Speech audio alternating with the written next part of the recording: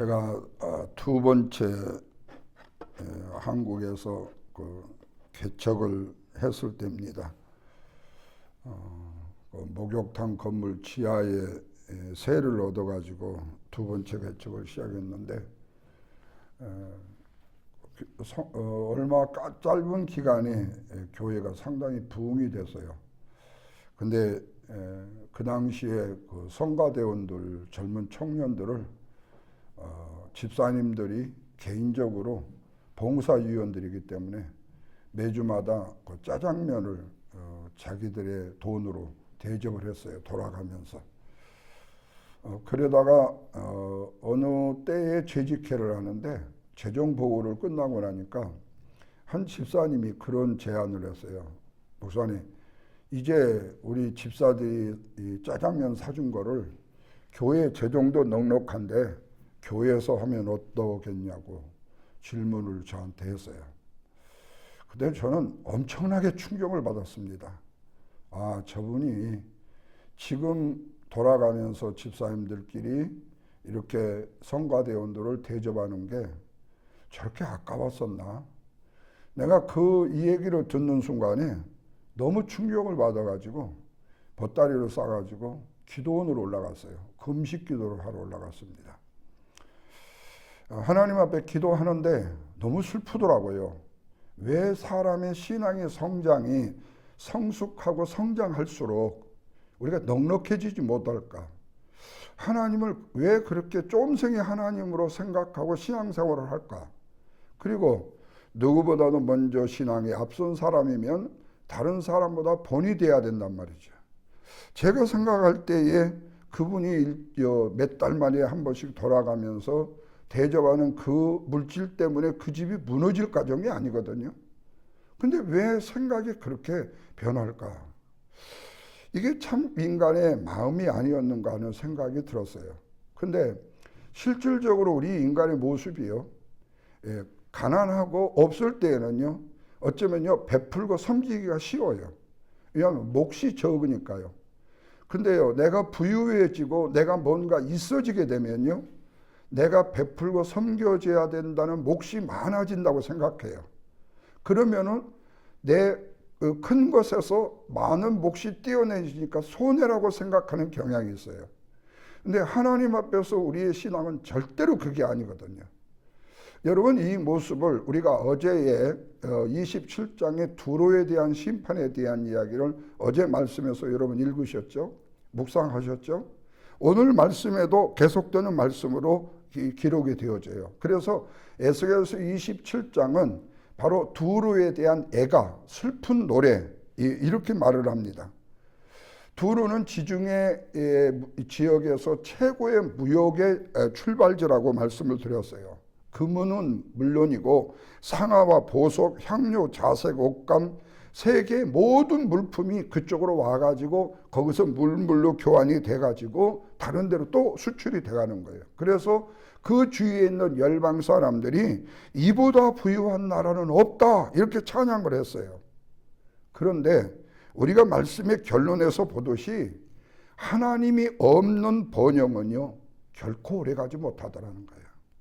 그러니까 내가 조금 하는 것을 몫이 많아진다고 아끼고 내가 그것을 내가 취한다고 해서 그게 내 것이 돼갖고 지속되느냐? 아니에요. 어떻게든지 좀과 등록이 생기더라는 거예요. 여러분, 부모가 정말로 세상 말로 말하면 뼈 빠지게 고생하고 그 벌어놓은 돈이요, 자식이요, 하루아침에 다 날려버리는 사람도 있어요. 그러니까 엄청나게 허무하죠. 그렇다면 물론 그 재산을 얻기 위해서 수고하는 거 엄청 중요하고 열심히 삶 참 좋아요. 문제는 뭐냐? 살아는 내 자녀를 신앙으로 양육해야 되는 거예요. 세상적으로 아무리 훌륭한 학교를 가고 좋은 학교를 가고 인류 학교를 가도 하나님의 품에 안기지 아니하면 그 지식도 그 인류도요, 전부 다 헛것이에요. 저는 확실하게 그 사실을 증명할 수 있어요. 수도 없이요. 이런 면에서 오늘 어제의 1절에서 25절까지 두로의 화려한 모습을 보았다면 이제 26절에서 36절까지는 그 화려함이 하루아침에 무너지는 모습을 보여줘요. 다시 말하면 처음의 시작이 아무리 아름다웠다고 해도 나중은 무너져버리고 말더라는 거예요.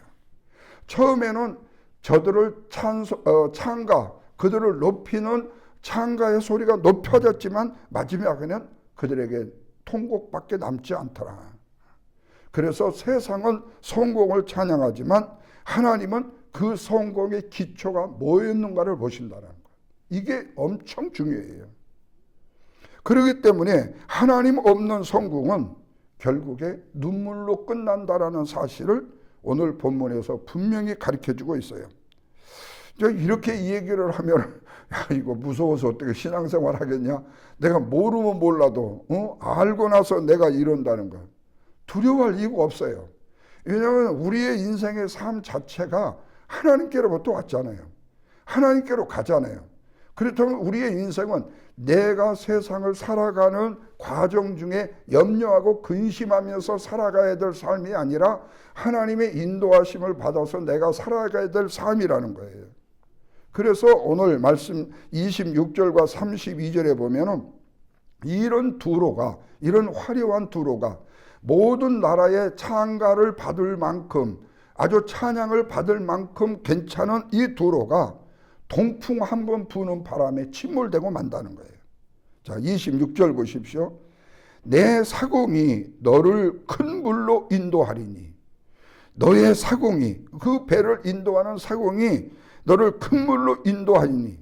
여기에 이 사공은 누굴까요? 실제로 그 선원을 얘기하는 게 아니에요. 바로 그 배를 주관하시고 위의 인생을 주관하시는 하나님이 큰 물로 인도하시니 동풍이 바다 가운데서 너를 깨트려 버리더라, 그래 말이에요. 이 말씀을 그냥 아까 내가 말한 것처럼 내 사공이 이렇게 말하면 안 되고 전능자가 인도하시니까. 근데 이 동풍이라는 이것은 단순히 자연적인 하나의 현상이 아니라 하나님의 심판을 상징하죠. 그러니까 오늘 우리의 인생의 삶에 만약에 동풍이 불어오면 어떠냐 이 말이에요. 내가 쓰러져 버릴 수밖에 없다. 넘어질 수밖에 없다. 그 동풍을 내가 맞싸워서 이길 수 있는 힘이 없다. 하나님이 나한테 부시는 동풍이라는 거죠. 그래서 아무리 뛰어난 선장도 그 바람을 이기며 배를 항해할 수가 없게 되는 거예요. 여러분, 두로는 세계 최고의 항해수를 가지고 있었습니다. 선원들도 세계 무역을 하기 때문에 엄청나게 스킬이 좋은 선원들이었어요. 근데 하나님이 동풍을 한번 보내니까 모든 것이 무너져 버려요. 여러분, 인간은 인간의 실력을 믿어요. 재능을 믿어요. 경험을 믿고 경력을 믿어요.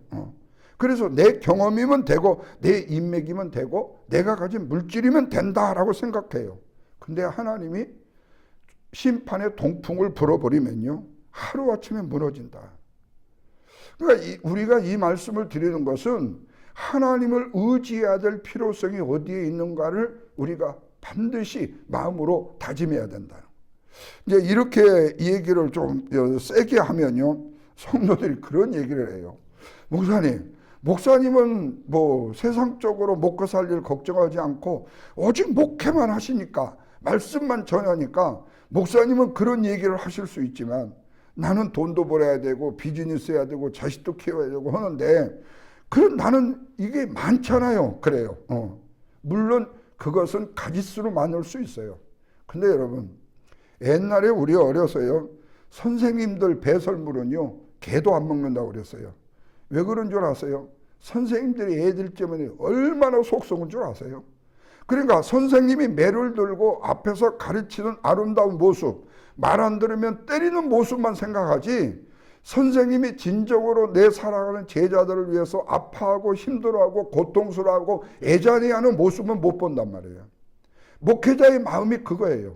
아까 말씀드렸잖아요. 멀쩡하던 사람이 그 돈 찬양대원들 짜장면 사주던 값이 아깝다고 느닷없이 교회에 재정이 많아졌다고 교회 재정으로 하다고 하는 그 마음이에요. 그거를 생각해 볼 때 내가 금식을 할 정도로요. 그 영혼을 위해서 금식을 할 정도로 안타까운 마음이 들더라니까요. 그게 여러분 애잔한 영적 부모인 목사의 마음일 수 있어요. 그러니까 누구는 큰 어려운 일을 하고 어떤 사람은 쉬운 일을 하고 절대 아니에요. 그 비중에 따라서 달라요. 흔히 한국에서 제가 17년을 목회하다가 이민교회로 왔으니까요. 이민교회 목회를 하고 있는 중에 여기 있는 성도님들이나 목사님들하고 선후배들이 물어요. 목사님, 한국에 목회하고 이민 목회하고 어떠세요? 이민 목회가 너무 힘들죠? 그런 얘기를 해요.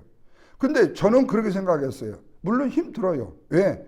여기는 전도 대상자가 적잖아요. 이민사회는. 그 로컬에 한국인이 적잖아요. 우리가 미군을 전도할 수 있는 능력은 별로 없고, 또 미국인 상대 교회가 아니고 한인교회 상대니까. 그러면 한국은요, 한 발 걸리면 널려 있어, 한국 사람이.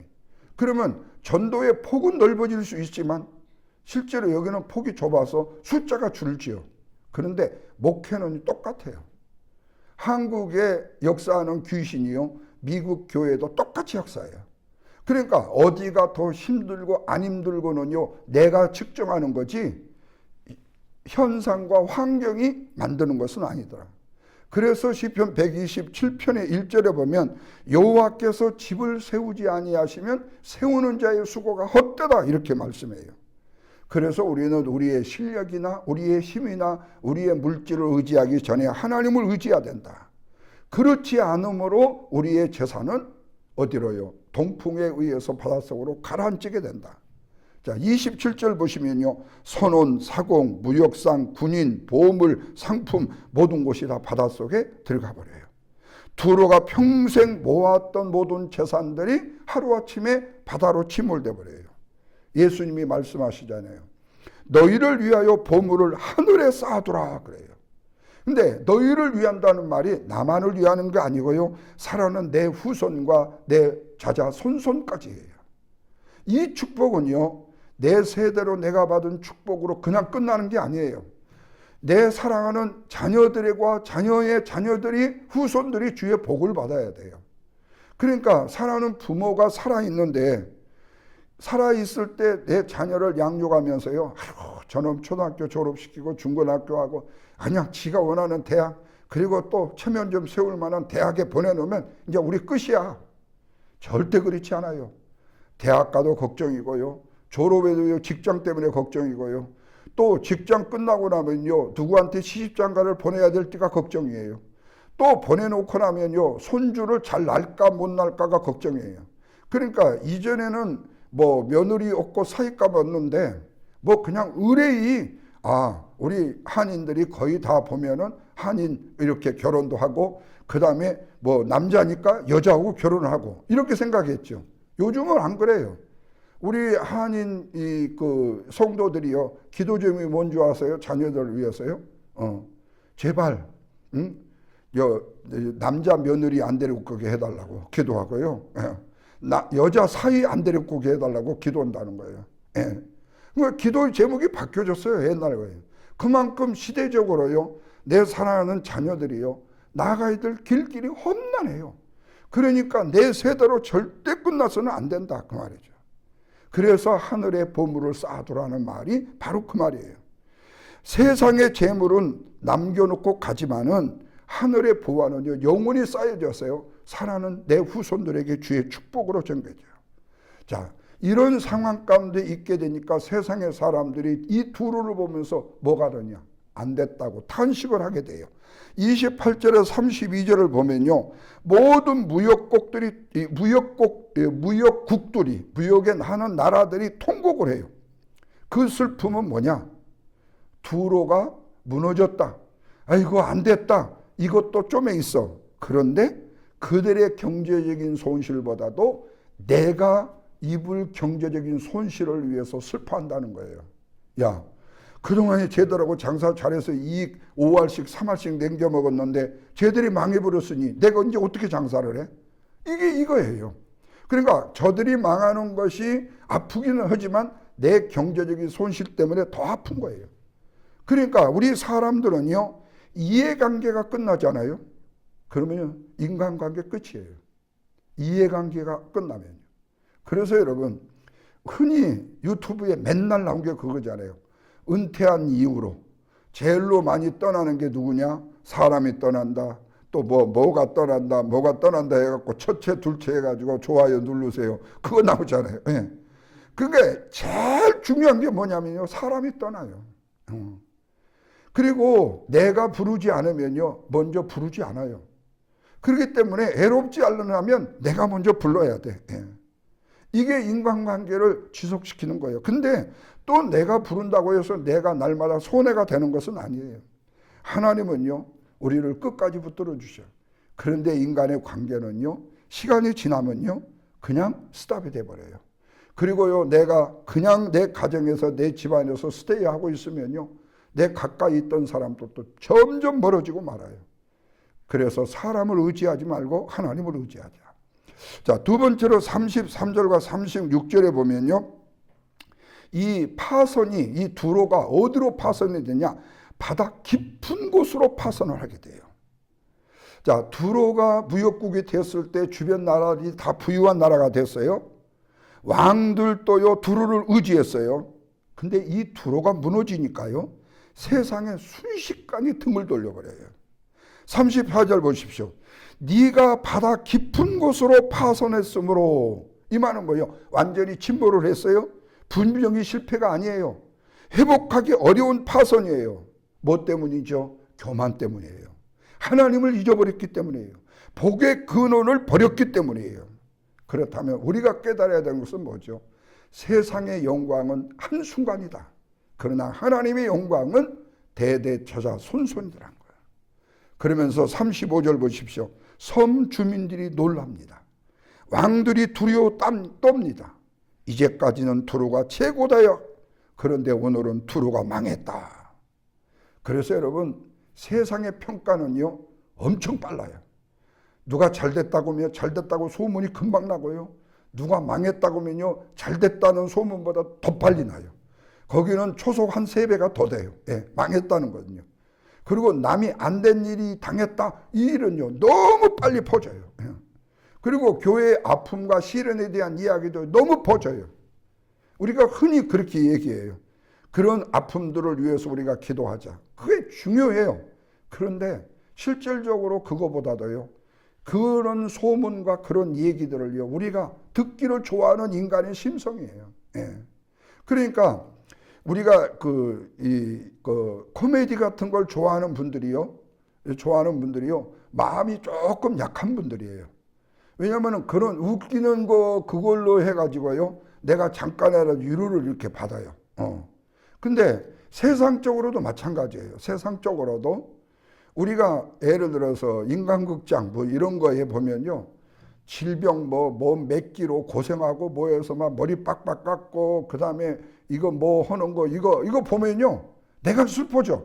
그러니까 다른 데로 돌려 꺼버려. 예. 왜? 내가 거기에 동질감을 느껴야 되니까 내가 힘든 거예요. 그러니까 좋은 것만 보려고 하는 거예요. 좋은 것만. 그런데 또 이게 참교육 같은 거, 예를 들어서 보복해 주는 거. 내가 나쁜 짓 하는 일을 내가 처리를 못했는데 다른 사람이 해주는 거, 대리 만족이 있잖아요. 이거가 또 기쁘죠. 또 뭐 삼각관계 너무 기쁜 거예요. 왜? 내가 쟤를 좋아했는데 쟤가 나보다 더 좋아했고 뺐다가 결국에 애가 망하고 결국에 나한테 돌아온다. 그러면 나도 좀 참으면 돌아오지 않을까. 이런 것들이에요. 이런 것들이 우리의 심성에 갖는 순간의 영광이죠. 순간의 영광. 그래서 마지막은 통곡이라는 사실을 36절에서 이렇게 말해요. 너는 패망하여 영원히 다시 잊지 못하리라. 무서운 말씀이죠. 평생 찬가를 듣고 잘된 나라다, 좋은 나라다, 부강한 나라다, 부자 나라다 말을 듣던 도시가요, 마지막에 뭐가 남느냐? 통곡이 남더라. 처음은 화려했지만 끝은 비참하더라. 그러나 여러분, 성경은요, 끝이 중요하다고 말씀해요. 젊어서 잘 살던 사람도요, 노후가 돼가지고요, 모든 것을 잃어버리고요, 비참해지면요, 사람들이요, 흉봐요. 근데 그게 인생사에서 가장 중요한 요소 중에 하나예요. 우리 뭐처럼 일을 해갖고 정승처럼 살으라고 하잖아요. 젊어서는 뭐 그냥 별 다 일을 하면서 돈을 벌고 해가지고 나중에 잘 살아라고 그랬잖아요. 전도서 7장 8절에도 그래요. 일의 끝이 시작보다 낫다. 믿음의 사람은요, 처음보다 마지막이 아름다워야 됩니다. 성경에 모세도 바울도 디모데도 마지막까지 믿음을 지켰어요. 사도 바울도 내가 선한 싸움을 싸우고 나의 달려갈 길을 마치고 믿음을 지켰으니, 마지막에 저와 여러분이 이런 고백이 돼야 되겠죠. 이런 면에서 오늘 본문의 말씀을 통해서 둘의 멸망은 세 가지입니다. 하나님이 없는 성공은 오래가지 못한다. 우리가 끝까지 손해가 되는 것 같고 내 것이 좀 나누어지는 것 같아도 우리는 하나님을 의지하자. 그리고 세상의 찬송은 세상의 우러러봄은 언제든지 통곡으로 바뀔 수가 있다. 또 하나, 끝까지 하나님을 의지하는 사람이 가장 복된 사람이다. 사랑하는 여러분, 두루처럼요, 세상에 박수를 받다가 통곡으로 끝나는 인생이 되어서는 안 되겠죠. 주님 앞에서 잘하였도다 충성된 종아, 착한 종아, 이런 칭찬을 듣는 삶, 바로 세상의 찬송, 세상의 찬가, 세상의 우러러봄, 세상에 그분을 높이는 것은 잠시지만요, 하나님의 칭찬은 영원하다. 오늘 또 우리의 재물, 우리의 능력, 우리의 성공을 의지하기보다는요, 모든 복의 근원이 되시는 하나님만 의지하는, 믿음을 지키는 살아가는 성도들이 되어서 우리 하나님 앞에 인색하지 말자. 그리고 사람 앞에 베품과 섬김으로 함께 나아가자. 이것이 하나님이 저와 여러분에게 주시는 축복의 근원이라는 사실 기억하시고, 이 아침도 이 말씀 붙들고 하루를 승리하는 저와 여러분의 삶이 되기를 주님의 이름으로 부탁드립니다. 기도하겠습니다. 하나님 아버지, 둘의 멸망을 통해서 인생의 교만의 끝이 얼마나 허무한지를 깨닫게 됩니다. 저희가 세상의 성공과 재물을 의지하지 않게 하시고 오직 복의 근원이신 하나님만 신뢰하게 하여 주시옵소서. 사랑의 칭찬보다도 하나님의 인정을 구하고 시작보다도 끝이 아름다운 믿음의 삶을 살게 하여 주옵소서. 그래서 마지막 날에 주님 앞에 잘하였도다 착하고 충성된 종아, 주님의 칭찬을 듣는 우리 모두가 되게 하여 주시옵소서. 무엇보다도 우리 그린빌 재단에 속한 사랑하는 성도들, 주께서 형편과 처지 아십니다. 그들이 처한 처지 가운데 아파하고 힘들어하고 고통스러워하는 부분들 하나님 아시죠. 주께서 역사하시고 그들의 영혼이 잘됨같이 범사가 잘 되도록 그 육체가 간건함을 얻을 수 있는 놀라운 축복이 있게 하여 주시고, 그 모든 일에 합력하여 아름다운 선을 이룰 수 있는 복된 영혼들이 되게 해 주시옵소서. 하나님과 늘 동행하는 믿음의 삶을 살아드리는 우리 모두가 되게 하여 주시옵소서. 예수님의 거룩하신 이름으로 기도하옵나이다. 아멘.